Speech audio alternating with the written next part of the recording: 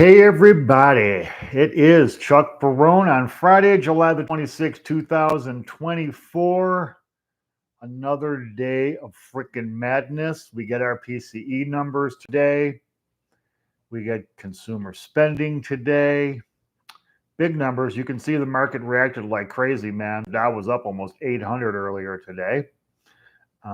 Crazy times. I looked at the report. Now, okay, it's okay.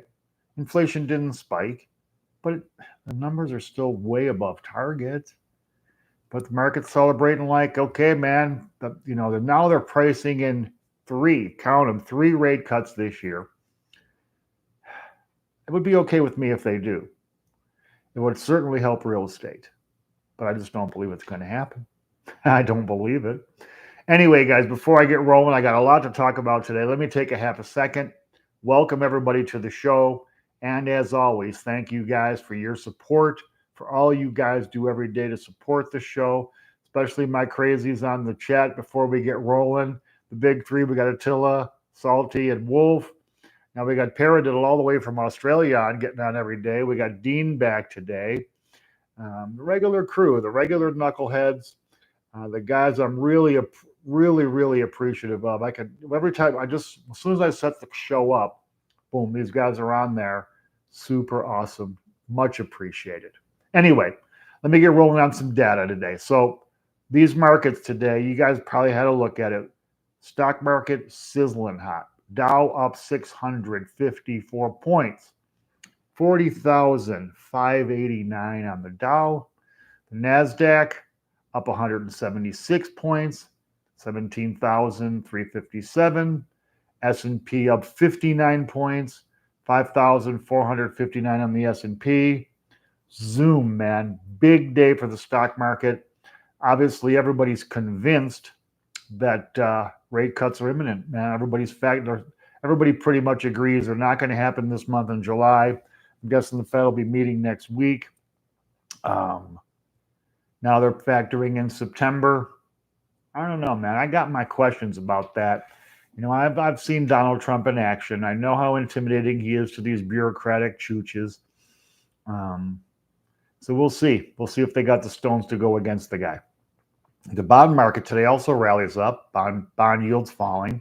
The 10-year down 5 basis points, now at 4.20. Wow. And the 2-year also falls 5 basis points, now at 4.38%. So again, the spread between the inversion narrowing. I don't know, guys. Would you want to invest your money for 10 years at 4.2% when you know you've got core PCE inflation still over 3? That's something you'd be satisfied with? I don't know. I got my doubts about all of this, guys. I've been telling you guys and telling you. This whole everything's going to be beautiful, everything's going to be wonderful. When's the last time you saw that frickin' happen? So I got my doubts, but we'll see how it all plays out. The dollar today down marginally, down 3 basis points, 104.33 on the index, basically just sitting there kind of static. Precious metals had a little rally today, especially gold. Gold up $22.70 per ounce, sitting at $2,387.10. Silver rallies, but just up 8 cents per ounce, $27.90 for an ounce of silver.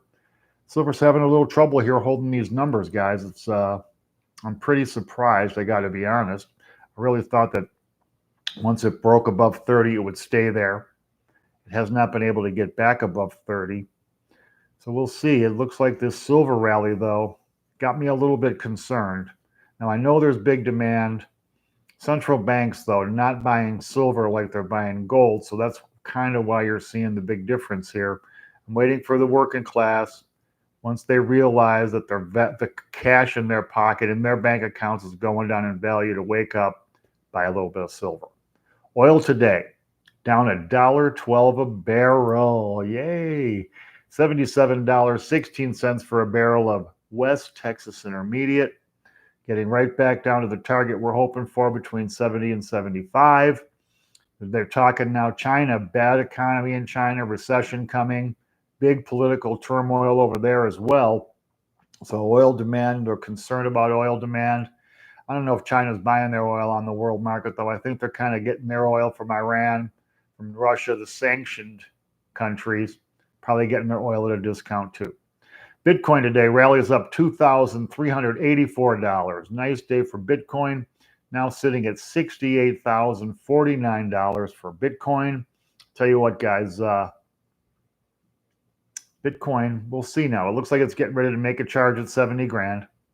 That's the resistance number. If it breaks out above that, who knows? So we'll see. It's going to be fascinating to watch where all of this stuff is so precarious in my mind, right? Everything could change so quickly. It has been like it's been a whipsaw all over the place. We get to watch this living history. And if you guys are following what we've been telling you guys to do, stash your money, stash your money, stash your money, invest conservatively, be a smart spender, avoid adding on debt. If you're following our simple, basic instructions, all of this stuff is terrible, but not so terrible to you because you're actually building your savings up. Your investments, well, maybe not as wild as some of these, the Magnificent Seven and some of these other investments. You've been gaining steadily with a lot less risk in your portfolio. And if you've been adding to gold and silver stocks, you're doing very well with that too. All right, so let's talk about news you guys need today. So, of course, the big news of the day, PCE. Top line, 2.6%, increasing month over month, 1% in June. Core up to 0.2% in June. Top line, though, still above 3.2%. This is not a great number in my mind, okay? But everybody's celebrating like it is. And the funny thing is we all know that these PCE numbers are going to be lower than the CPI, PPI numbers when they come out. No wonder the Fed is their favorite of these lower numbers, but I guess they're calculated differently, blah, blah, blah. Why not just have one really good, clear, accurate number instead of two that confuses everybody? But that's a topic for another day. So in my mind, inflation is still pretty high, guys. It's it's not where we want it to be. It's just not. And I don't care what anybody says. When your target is 2 and you're above 3, you're more than 50% above your target number. That's all there is to it, man. Bottom line. And that last 1% is the hardest one to get. And the Fed now talking about cutting rates. I don't know how that's going to help them get from 3.2 down to 2 on the core PCE. Interesting stuff, man. I mean, I guess they know better than I do. I'm no Fed Reserve official. It just seems like basic logic here that you should keep rates higher until you hit your target. Apparently, the Fed now is convinced that all they need is evidence that they're on their way to target and it's okay to cut. Sounding a little like Arthur Burns to me, guys. This is, of course, the Fed chair in the 70s who lowered rates too quickly during their big inflation scare, and inflation spiked back up. He did that 2 or 3 times in the 70s. So it looks like we're going to have to relive that, which won't be fun, man. Because all that does is prolong the pain, man. We're already suffering with accumulated inflation. These numbers, in my mind, they're important to future Fed moves in the markets. But in my mind, it's the 20%. 20% accumulated inflation we've been suffering. 20% increase we're seeing in restaurants, at the supermarket, and everything else. Bottom line, man, these and prices typically, I mean, they might come down a little bit. They're not going to come down to where they were before this inflation. They're just not. So they gave everybody $1,400. Then they gave everybody more $1,400. Then they gave everybody, I think, one last $1,400. As a result of all that, we've been suffering with inflation like this ever frickin' since. And it's still lingering. We're still 50% above target.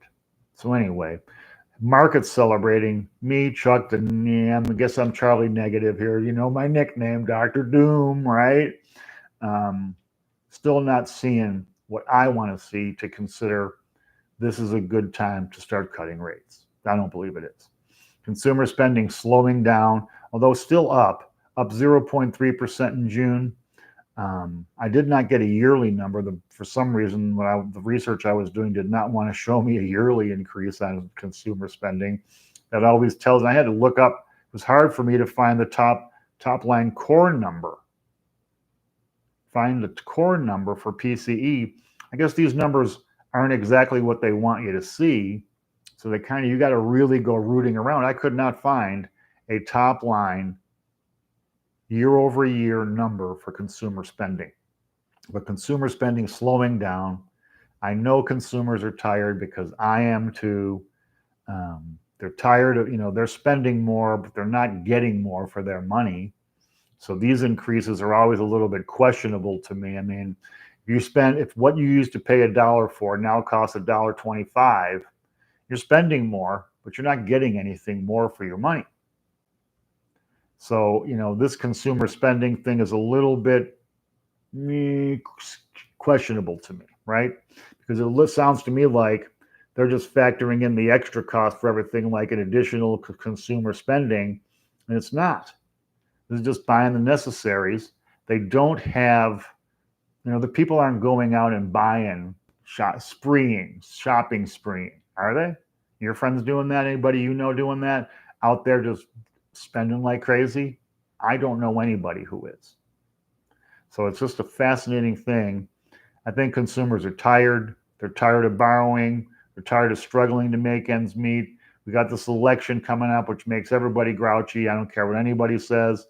It's going to be an amazing thing to watch this finish of this year. Consumer sentiment. Consumer sentiment drops now, stuck at an 8-month low, 66.4 on the University of Michigan Sentiment Index. Listen to this, guys. The pre-pandemic number on this index was 101.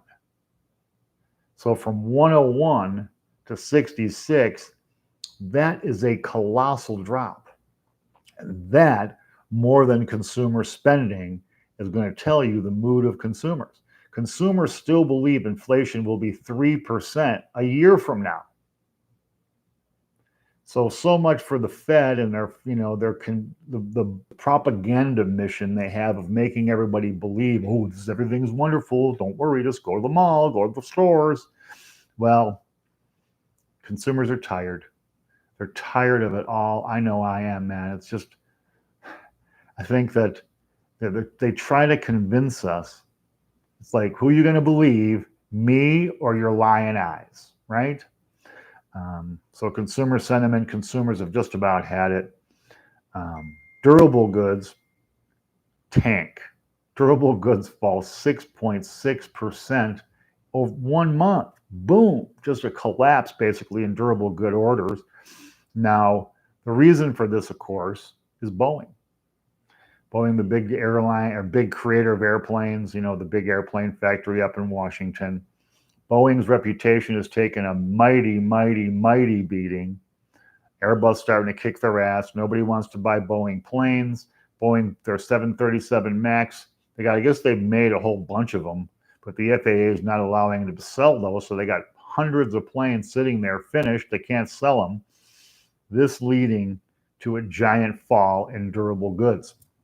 Now, durable goods also includes like your refrigerators and dishwashers and household appliances, business manufacturing appliances, machines.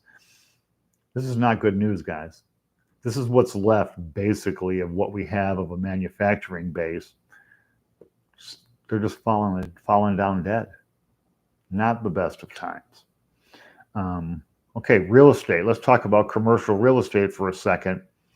When finally will the commercial real estate crash finally show up somewhere in the economy?